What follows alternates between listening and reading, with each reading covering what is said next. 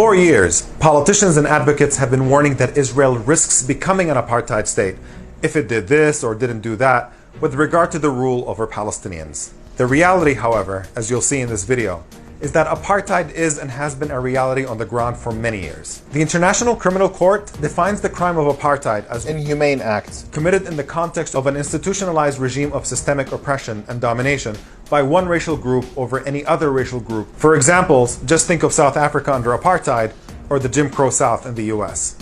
Now, let's take a closer look at Israeli apartheid. Number 1. Apartheid in the occupied Palestinian territories. The most extreme version of Israeli apartheid exists in the occupied Palestinian territories that have been under illegal and permanent Israeli military control for decades. In the West Bank, Palestinians are literally told by Israeli authorities that they cannot walk down the streets in their own cities because they are not Jewish.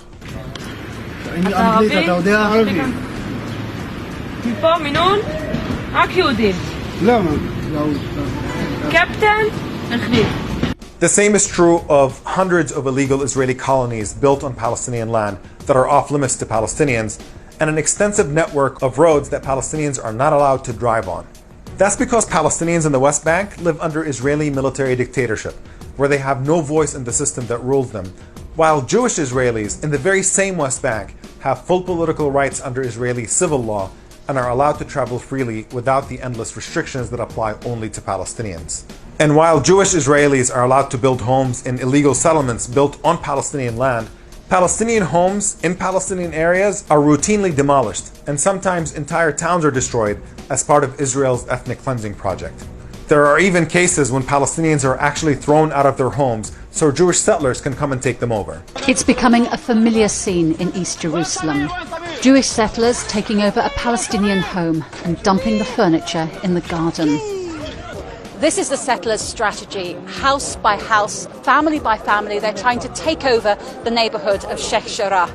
They're doing so with the full cooperation of the Israeli police and the Israeli courts. And it's a pattern that's repeating all over East Jerusalem.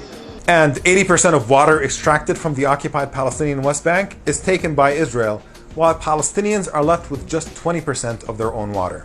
As for the Gaza Strip, nearly 2 million Palestinians are effectively living in a large open-air prison under Israeli military siege that has brought a life of misery and despair to the Strip, with contaminated drinking water and inadequate food and medical supplies, lacking the freedom to travel in and out of the Gaza Strip without Israeli permission, which is rarely granted. In short, Israel applies a blatantly separate and unequal rule over Palestinians in the occupied territories that perfectly fits the definition of apartheid. Number 2. Apartheid inside Israel.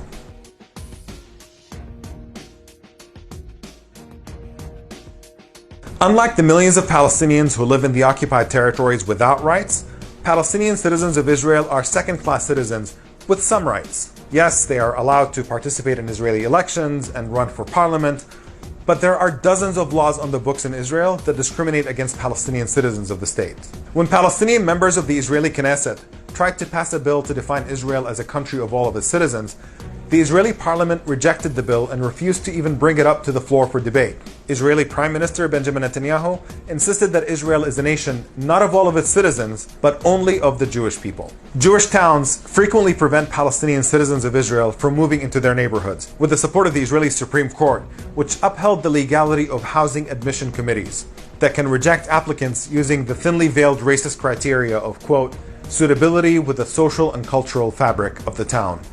And while there are no restrictions on Jewish spouses of Israelis living inside Israel, Palestinian citizens of Israel who marry Palestinians from the occupied territories are barred from living with their spouses.